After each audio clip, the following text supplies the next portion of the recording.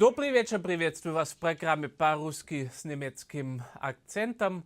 У нас сегодня гость по скайпу в Лондоне. Это известный чеченский политический деятель и премьер чеченского правительства в изгнании Ахмед Сакаев. Добрый вечер, Ахмед. Добрый вечер, Борис, добрый вечер.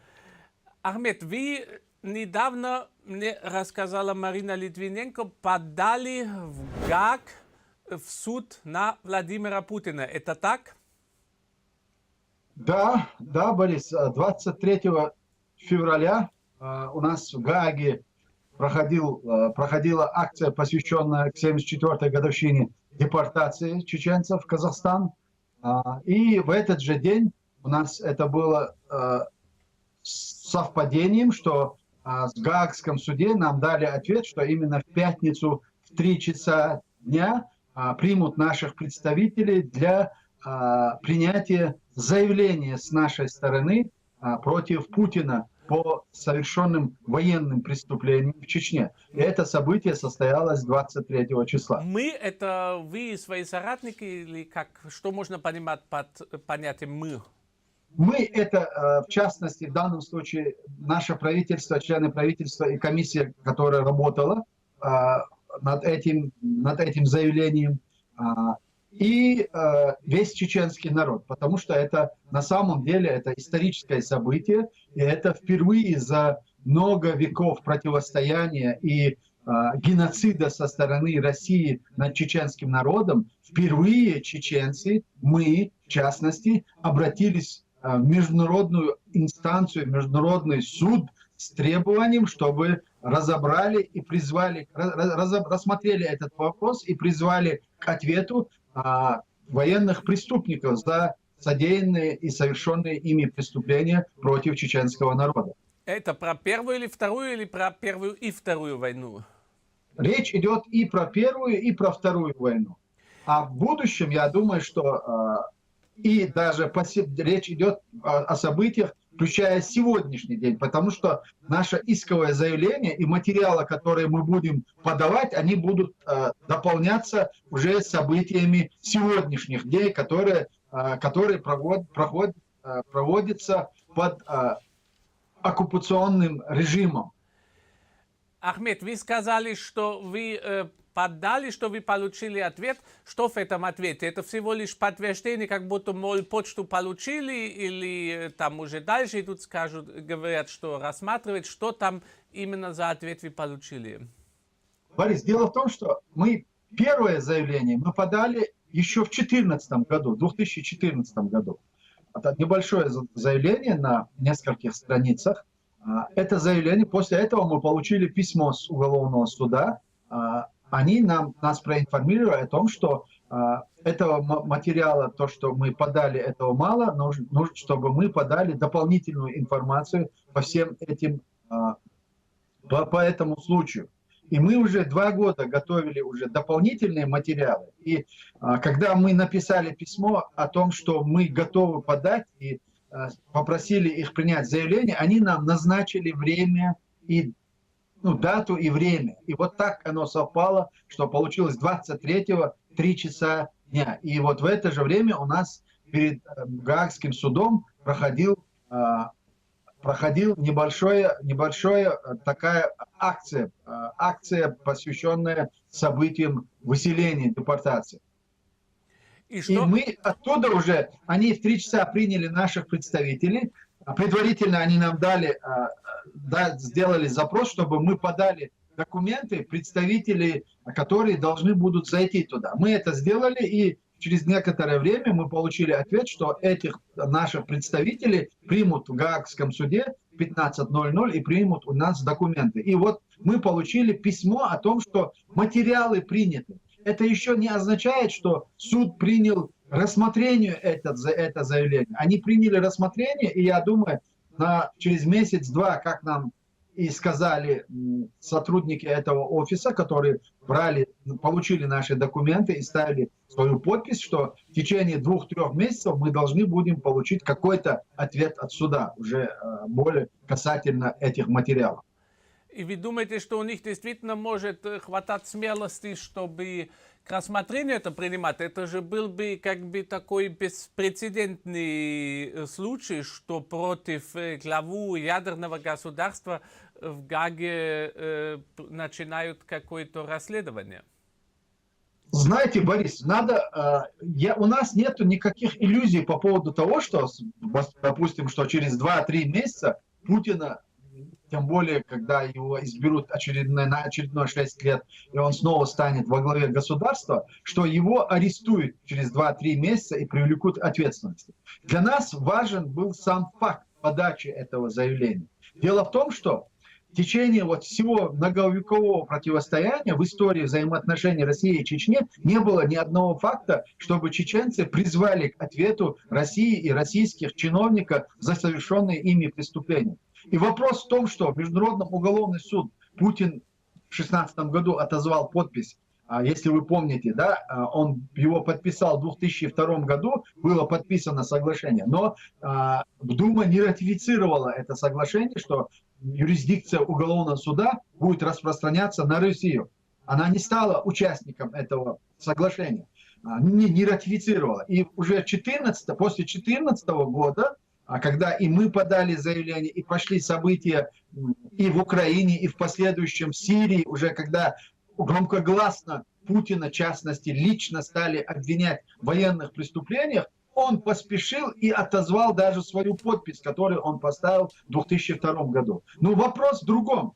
Я понимаю, что сегодня вот такого заложенного механизма, чтобы пройти весь этот механизм, вопрос должен пройти через Совет Безопасности ООН, где Россия имеет право вето. Но дело в том, что в этом же уголовном международном статуте заложен механизм привлечения к ответственности, даже если вы не являетесь подписантом этого соглашения, этого договора и статута. Потому что вы являетесь уже подписантами, любое государство, член Организации Объединенных Наций, они в каких-то конвенциях подписывались и брали на себя гарантии, основном, допустим, защита человека права на жизнь, да, не посягать на жизнь. И много других моментов, которые сегодня квалифицируются как военные преступления, которым Россия гарантировала и брала на себя обязательство соблюдать.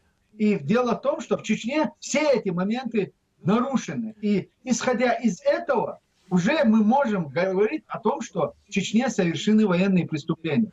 Международный уголовный суд не может сказать или отказать нам в том, что мы правы, требуя привлечения к ответственности, потому что доказательств совершения этих преступлений просто очень много. Ахмед, сейчас я вас попрошу назвать пару примеров этих доказательств, но сначала я хочу до конца понимать процесс.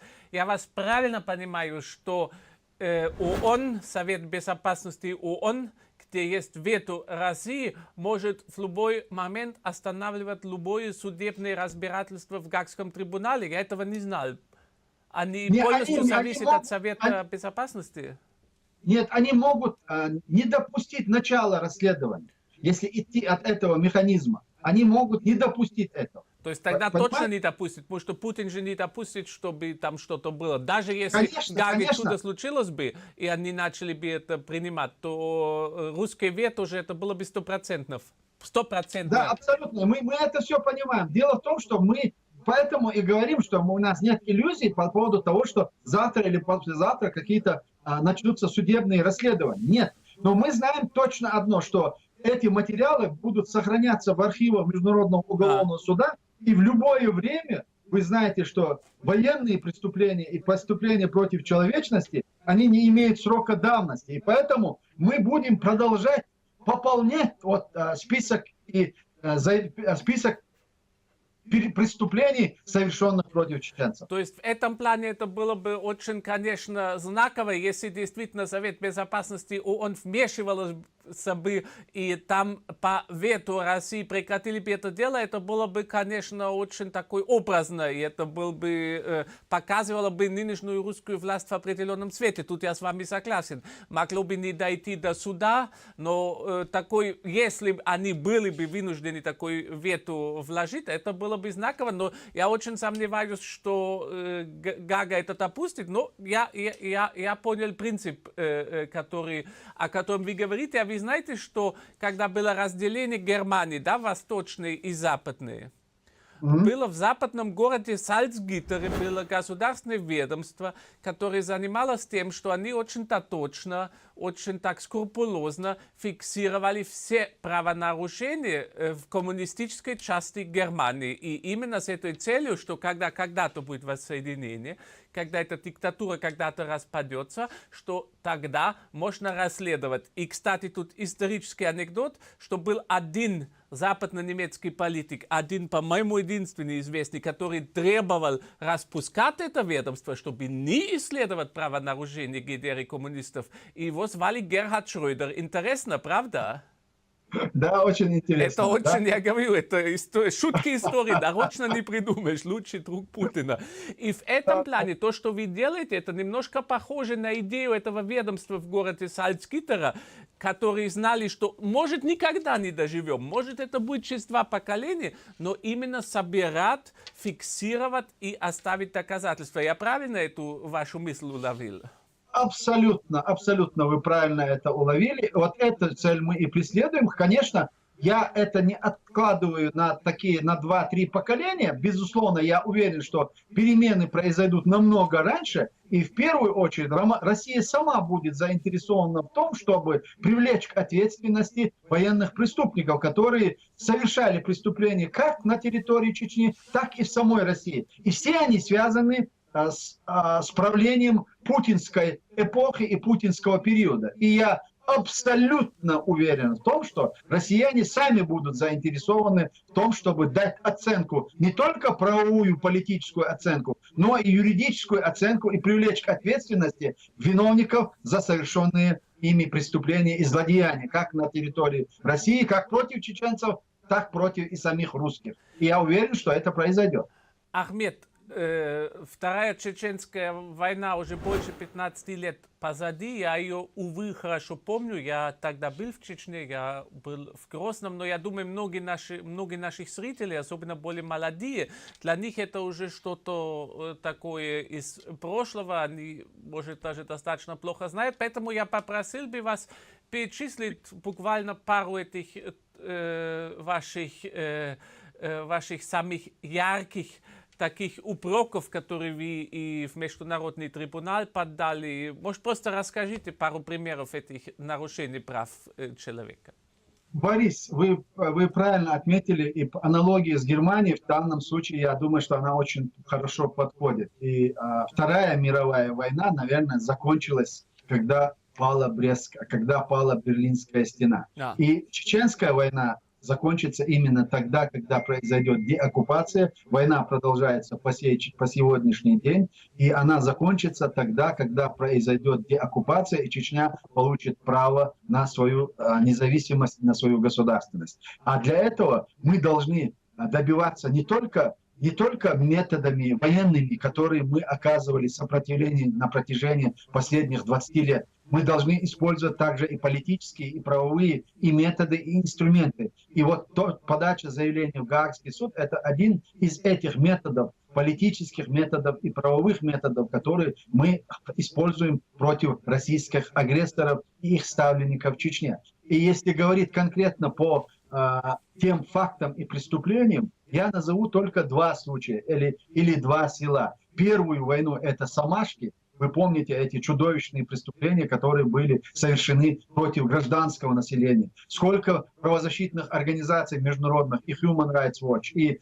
Amnesty International, и, конечно же, самое главное, российская международная правозащитная организация «Мемориал» отмечали и давали оценку этим страшным событиям. А во Вторую войну в эту категорию попадает Алды, Алдинская трагедия, где были уничтожены, убиты чисто гражданские лица, женщины, дети и старики. И это тоже имеет очень хорошо освещалось в мировой прессе и всем известно. А таких случаев, таких Самашек и Алдов было десятки, сотни, я вас уверяю, десятки, сотни. Они просто не попадали вот в такую не попадали в прессу и не имели такую широкую огласку. А сами преступления, совершенные в других населенных пунктах во время зачисток, они были не менее жестокими и не менее изуверскими, чем преступления и события, которые происходили в Самашках в 95 году и в Валдах в 2000 году. Ахмед, я очень хорошо помню, я в 2000 году был в Грозном, и у меня до сих пор муравьи по коже, когда я это вспоминаю, потому что я в городе не увидел ни единого дома, который сохранился целиком. Очень много домов было полностью разрушено, очень много домов наполовину было разрушено. И никогда не забуду, например, когда ко мне вышла бабушка русская, чисто русская бабушка, которая жила в подвале, говорит, что я делал, я русская, я тут всю жизнь жил, и теперь я с крысами тут живу, и кушать нечего, и воды нету. То есть я думаю, это тоже это очень забито, но просто Грозный был буквально, он был приравнен к земле, и я долго потом отходил, даже когда я часто это напоминаю, это такое, наверное, никогда в жизни не забудешь, это меняет человека, я думаю, если такое видеть. Вы еще гораздо худшие вещи видели, но я думаю, надо все-таки масштаб этой катастрофы, масштаб этого насилия понимать, потому что весь город был разрушен, и там же очень много было гражданского населения еще, правда? Они же не успели Конечно, все Борис, сбежать. вот и то, что сейчас происходит, когда говорят, вот отстроили Грозный или отстраивают Грозный, На нет, трупах? дело в том, что Путин и сам Кадыров, они заинтересованы в том, чтобы замести следы вот этих страшных преступлений, Страшных. которые были совершены в Чечне. Это не инфраструктура отстраивается, просто убираются разрушенные дома и здания с тем, чтобы вот поставить вот эти 2-3 стеклянных корпуса и показать, как все прекрасно. Нет, все это у нас задокументировано. У нас есть архивы, у нас есть архивные материалы, где мы сохранили все эти ужасы вот этой страшной трагедии, страшной войны. Сегодня на фоне событий в Украине, там, в Сирии, люди начинают забывать, что происходило в Чечне. Но на самом деле аналога тому, что происходило в Чечне, нет после Второй мировой войны. Если только лишь чуть-чуть может с этим сравниться Алеппо, тоже, который бомбил Путин. И Сараево частично может, но там не так, по-моему. Ну, Сараево тоже, но это было все равно не так. Конечно, любое преступление, любая война – это плохо. Ужасно. Я не хочу сейчас уменьшать или занижать планку трагедий этих, где происходили вот эти события. Но в то же время, ради объективности, нужно сказать, то, что испытали чеченцы последние 25 лет, очень давно и ни один из европейских народов этого не испытывал. И поэтому я думаю, что сегодня очень многие люди со всего мира с пониманием относятся к тому, что мы сейчас делаем. Я имею в виду наше обращение в Международный уголовный суд, и мы имеем колоссальную поддержку, и видимую, и невидимую. Я получал уже очень много звонков от моих друзей, товарищей, от моих политических деятелей, которые сегодня открыто об этом не могут сказать, но очень поддерживают нас в этом направлении. Ахмед, и поэтому я уверен, что будущее у этого процесса все равно есть. Ахмед, я думаю, что очень важно, особенно более молодые, может, это не помнят. По-моему, мне это говорил Сергей Ковалев.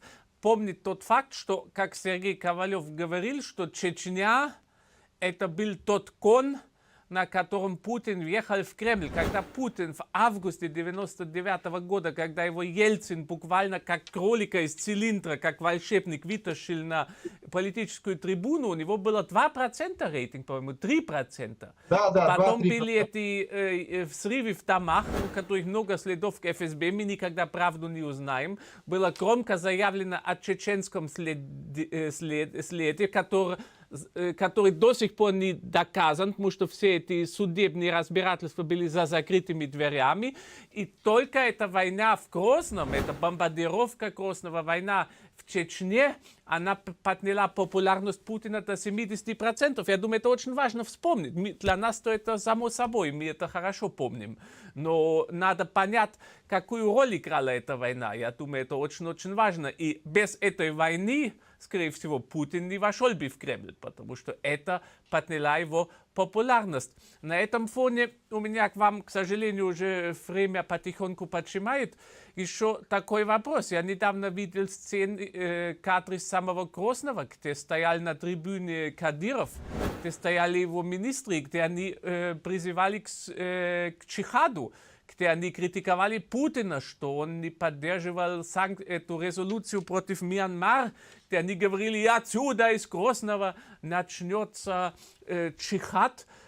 Меня испугали очень эти кадры, и я думал, неужели Кадыров может выходить из-под контроля, неужели это мусульманство там у него, такое фундаментальное мусульманство играет такую большую веру. Кто, если бы не вы, мог бы мне это объяснить? Конечно, Борис, Путин пришел к власти именно на чеченской трагедии, на волне этой страшной войны, которую он развязал второй раз уже, которую он развязал и которой он сделал все, чтобы она началась. Это была своего рода операция обеспечения преемственности власти, Да. сохранения семьи и передачи власти в надежные руки, каковым тогда оказался Путин. Конечно, это Сергей Ковалев прав. И то, что он сделал в Чечне, это во многом послужило. Но дело в том, что в самой России взрывы домов в Москве, Волгодонске, Буйнакске, там вообще нет никакого чеченского следа. Это была чисто спецоперация ФСБ. А Беслан и вот Норд-Ост, там присутствует чеченский след, но мы готовы рассматривать эти вопросы точно так же и взять ту долю ответственности на себя, если она там есть, наша, да. Кроме того, что там были задействованы чеченцы, никакой другой ответственности на нас нет. И они были втянуты туда обманным путем. Но это долгая история, я не буду об этом говорить. А теперь касаясь Кадырова и его министров, которые выступили. Дело в том, что Рамзан Кадыров, он абсолютно контролируемый. И все его вот эти радикальные высказывания и религиозная риторика – это всего лишь политически необходимая риторика, политическая риторика, необходимая в данном случае и в частности как раз таки и Путину. Дело в том, что вот показывая Рамзана в таком радикальном виде, и при этом Рамзан Кадыров постоянно подчеркивает свою личную преданность только Путину. И вот Путин тем самым страшит российскую общественность и Россию, что если Путина не станет, то вот этот страшный Рамзан Кадыров объявит ничуть ли очередной джихад против России и против российского государства, что не соответствует абсолютно никакой действительности. Этого никогда не произойдет. И Путиным Рамзан контролируется полностью. Абсолютно он подконтролен Путину. И все его выходки, которые имеют такой резонанс и скандальный характер, они одобряются Кремлем на какой-то период. Для того, чтобы в последующем это использовать уже против всего чеченского народа. Вот что меня пугает в этих заявлениях. То есть он марионетка, он такой чеченский Медведев в ваших классах? Стопроцентная марионетка и стопроцентный ставленник, и он абсолютно подконтролен Путину и его окружению. А многие говорят же наоборот, что даже сам Путин его боится уже. Это все абсолютная ерунда. Это не соответствует действительности. Ни Путин его не боится, ни Золотов его не боится. Это их детище. Они его выкормили, а он выполняет все, что ему они указывают. И делает все, что они ему указывают и ему позволяют делать. Сколько времени он может придержаться у власти в Чечне без русских штыков? 3 дня после Путина он 3 дня не продержится. Но я думаю, что его уберут раньше сами русские, чем это произойдет уже руками чеченцев. Я думаю, что сами те, кто его поставили, они его и ликвидируют, когда в этом будет необходимость. А необходимость наступит именно в тот момент, когда в Кремле не станет Путина. Ахмед, время совсем поджимает, но мы буквально накануне президентских выборов, поэтому не могу не задать вопрос про них. Прошу коротко ответить. На мой взгляд, это такое недоразумение. Мы называем это выборами, но, по-моему, с выборами это ничего общего не имеет. Это, скорее всего, как в ГДР, как в Советском Союзе, такая вынужденная акклимация, да? Абсолютно, вы сами сказали, ответили. Мне на самом деле комментировать это событие, этот фарс, как выборы, это было бы неправильно. Я думаю, что этого мы с вами и не должны делать. Никаких выборов нет. Есть выборы президента Путина. Не президента России, а выборы Путина. То есть он это подводит, чтобы хоть каким-то образом чтобы быть похожим на западных политиков и лидеров, чтобы его не называли окончательно вот таким уже окончательно оконченным и неисправимым диктатором, да? И ему нужна эта процедура как демократический инструмент, чтобы каким-то образом, хоть так завуалированно, легитимизировать свою узурпацию власти России.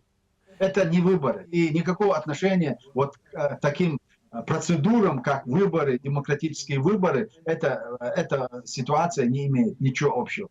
Спасибо огромное. Вы мне дали очень хорошую идею. Я это возьму на вооружение, Ахмед. Вы сказали, это не выборы президента России, а именно выборы Путина. Так именно их надо называть. Спасибо огромное, что вы были сегодня с нами на связи. Второй раз уже, хотя тема была очень грустная. Напоминаю вас, что с нами из Лондона был на связи Ахмед Цакаев, известный чеченский политик, бывший вице-премьер Чечни и ныне премьер чеченского правительства в изгнании. Спасибо огромное. До свидания, Ахмед.